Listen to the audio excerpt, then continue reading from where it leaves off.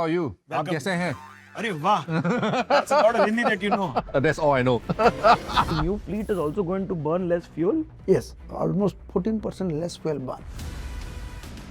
Any favorite? Good question.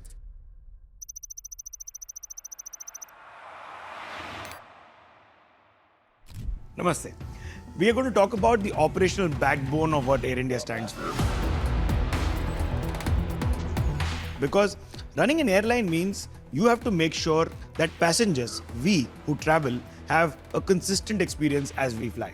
What goes behind all of this is what I'm here to understand in this episode. Come. Hey, Mr. Kuak, how are you? Hi. Oh well, thank you. How are you? आप Welcome. कैसे हैं? Arey wow, that's a lot of Hindi that you know. That's so nice to hear. That's all I know. With you on the operations front, I really want to understand what does it mean when you say you're focused on safety, consistently going on time, and from a passenger's perspective, what does it take on the background to make that happen? Basically, from day one, safety is the pillar, and everything will be surrounded. Basically, operations-wise, is surrounded around safety, consistency, as well as on-time performance. Of course, this is all part of the whole efficiency, how we manage our operations, have the right people trained so as to deliver a consistent experience to all our passengers. I heard about a pause that you all took. Was there a change in inspections? Oh yes. So basically what we did was we took a safety pause for Okay. a couple of months and we reduced our network by more than 20%. This gives us some time for engineers to really implement some good reliability upgrades to increase the health of our aircrafts. And it also gives our team to actually stabilize our operations over the next 3 months. Yeah. I can see us entering an experience center. Let's step in.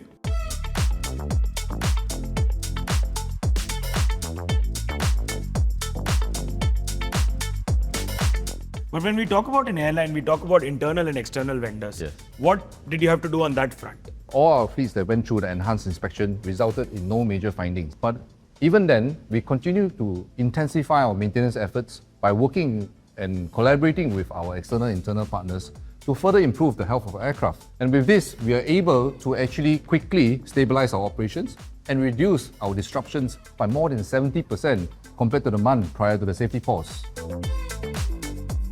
So as a group, you're looking at about 300 aircrafts in air all the Yes. time. Is there a way where you can see operations at one go like a dashboard? I see. So that will be the team Integrated Operations Control Center. Basically, these are the people who actually monitor and tracks all our aircrafts globally 24/7 At all given point in time. at any given point in time. That's right. And how are you improving efficiencies over there? What are the kind of measures taken?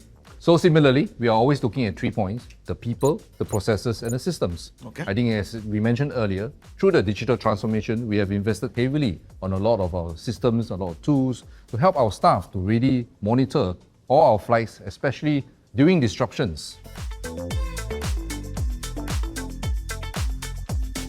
Right now, we're looking at the mothership brand because you took 4 entities and you merged it. So how do you ensure that that one experience remains consistent across board? Well, it's all about having one culture, right? And we all know that building culture is actually a very challenging task. However, the company is we actually began this journey about, I think recently, a couple of months ago, where we try to bring all employees to share a common value. Basically, the goal is to have a common goal to achieve a world-class airline with an Indian hub and to spread it across the whole globe. We've just understood from Mr. Kuak what the transformations on the operations front are doing for reliability and on-time performance for Air India. But there's this other world, which is the engineering aspect that I now want to understand. I'll tell you this, engineers are the coolest heroes because without them, nothing takes off. And to understand the man behind all of these engineers, Mr. Sisir Kantodash, the CTO at Air India. We've just spoken to Mr. Kuak and he told us about operations and punctuality. But there's a lot that goes behind an engineering which makes our aircraft safe, reliable and ready to fly. And with the more recent developments at Air India, I think there is a lot of pressure on your team and department. So how are you making sure that all of these 3 are taken care of? Every aircraft need to be signed before every takeoff and after every landing.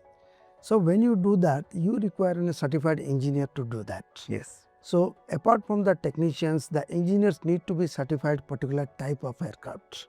These people do continuously thoroughly check all the equipments, the maintenance part of it, all the schedule checks, and what we call is a continuous maintenance program. In the sense, you don't do a maintenance only after break, you do proactive maintenance. When we took over Air India, a lot of things were on the paper format, the hard copy, what we call, whether we call it the dirty fingerprints, that's what we used to call them. Okay. But we had embarked on the journey of digitization, and wherever possible, we try to digitize all the things. The first thing we did is we brought in AMOS, which is a software ERP system, and put all the data and everything into the AMOS system. Okay. Apart from the AMOS, what all things can be digitized? We started embarking on that journey. Like we got into ROX, RFID. RFID basically that means you go onto the aircraft, just scan all emergency equipment through while walking. It will tell you which is expired, which is available, which is not available. So you get that data. You don't have to go with the pen and paper.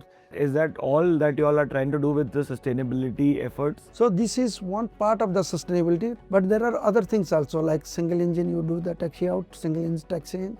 You clean the aircraft on a regular robotic aerowash so that you keep the drag to minimum, so that your fuel consumption goes down. You carry out engine water wash, so you fly with the lower fuel burn. Overall, new fleet is also going to burn less fuel. So if you see on the new fleet and the new technology, they're almost 14% less fuel burn. Oh, really? Yeah. So these are the new engines, new type engines, where the fuel burn is much lesser, and they are again part of the sustainability. At the same time, less noise, less nitrous oxide. In fact, if you go over, it is almost 50% less nitrous oxide, and the carbon dioxide is coming down. The kind of processes you all must be deploying are extensive. Yes, we have to be completely process driven, because the whole mechanism needs to work. Yeah. So unless until the complete mechanism is fulfilled, user cannot release or give what you call as certificate release to service the aircraft, that before you fly. So when we started from 23-24, we started looking for the short term, medium term and the long term vision. Okay. We started booking the hangars much in advance. Previously we were planning for 3 months, 6 months. Now we are looking for a 3-year window, what my process and what my aircrafts will be maintained down the line after 3 years. There is a whole department or a whole area called the MRO. Can you tell us a little more about that? And this is one of the Air India's strategic vision, to build its own MRO. And we have already started building the MRO in Bangalore, which is the 25 acres, which is 11 bay hangar. So that is one part where we are looking at the 3 wide body hangars in the first phase itself. Okay. Also one thing what we call as a BMTO, Basic Maintenance Training Organizations. So what we are focusing, not only the hangar, the 147 type rating, as I mentioned you, the kind of training, but to train the people also you need people, right? So this is a whole procedure. It's an end-to-end solution to have the complete pipeline of the engineers and the technicians for complete future fleet. I think for us it is very important to understand that a global airline that is in the making with an Indian heart needs all of these smaller processes, very hard parts that need to come in time, and people to make it all happen. Thank you for your time, sir. The size and scale of this transformation is historic in the aviation industry, and seems like Air India is finally leveling up. And now it's our turn to see how Air India is building and training their dream team.